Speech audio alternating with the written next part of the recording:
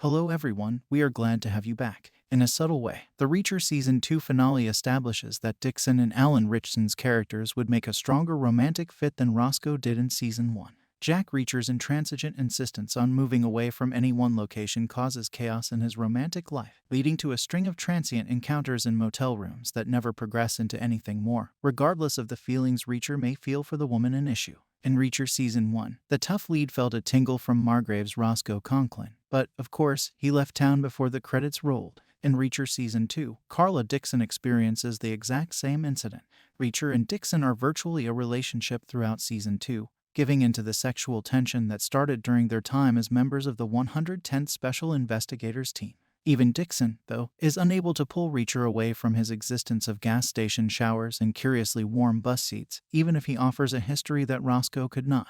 A remark from the Season 2 finale, Flyboy, suggests Dixon would be a better fit if the not-so-gentle giant ever decided to settle down. Reacher Season 2 finishes with yet another breakup.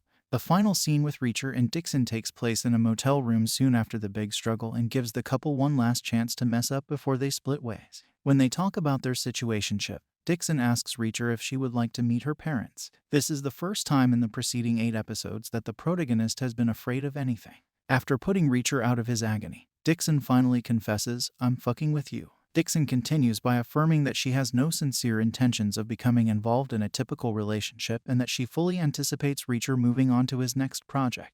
Reacher's last moment with Roscoe in Season 1 is nearly the exact reverse of how he ends with Dixon. Similar to Dixon, Roscoe offered Reacher a place to stay. She wasn't playing around. Unlike Dixon, so Reacher had to set the enamored police officer straight with an awkward campfire analogy. Dixon was familiar enough with Reacher to guess his response to a similar question, and even to foresee that she could make a small fool of him by acting otherwise. In addition to highlighting her profound understanding of Reacher's character and motivations, Dixon's just suggests that, should he ever settle down, she would make the ideal love partner. Reacher and Dixon have a closer bond than they ever had with Roscoe, as evidenced by an entirely different scene from Season 2. Roscoe remains unmentioned for the most part of Reacher Season 2, even after Finlay returned and even when Neagley talked about his previous romantic relationships. This alone suggested that any love relationship that Reacher might have had to Roscoe vanished between seasons. But when Roscoe was finally acknowledged, Reacher made it clear that he no longer felt the same way. It was Neagley who mentioned Roscoe's name, which made Dixon wonder, who's Roscoe?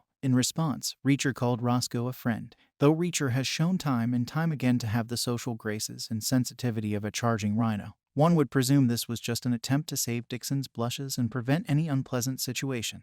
Reacher had been talking about murder and death in front of a terrified youngster only seconds before the Who's Roscoe's statement, and his special investigator buddies were as taken aback by his lack of tact while interacting with the families of their fallen comrades. Roscoe and Reacher were never as compatible as they were in Reacher Season 2. If Reacher refers to her as a friend, then that is precisely how he sees her. In the unlikely event that Dixon's old business with Jack Reacher turns into new venture, it could be the Amazonian hero's decision to settle down.